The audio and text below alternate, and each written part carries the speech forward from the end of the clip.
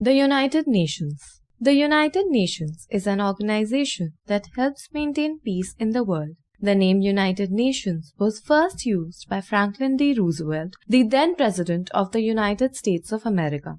The Second World War caused large-scale destruction. The countries prayed and hoped for world peace. Representatives of 51 countries met at San Francisco in USA on 24 October 1945 and signed a charter. India was one of them. This charter created a new international organization, the United Nations Organization or UNO.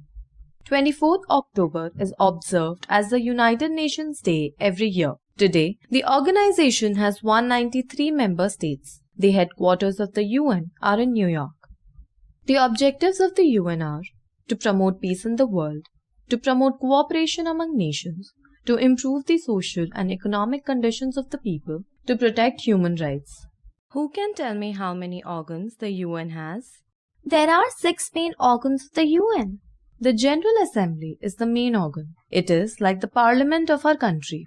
Each member state has one vote in the General Assembly. It meets every year in September to discuss and debate issues on peace and security. The Security Council is responsible for maintaining international peace and security. It has 15 members, 5 of which are permanent. China, France, Russia, the United Kingdom, and the USA are the permanent members.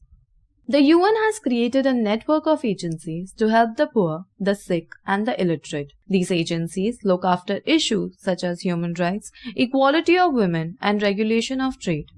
The Trusteeship Council was established to supervise the administration of the trust territories of the world, which were not independent then. Now, all of them have become independent. The Secretariat carries out the day-to-day work of the UN. It also looks after the policies and programs laid down by the other organs of the UN. The Secretary General is the head of the Secretariat.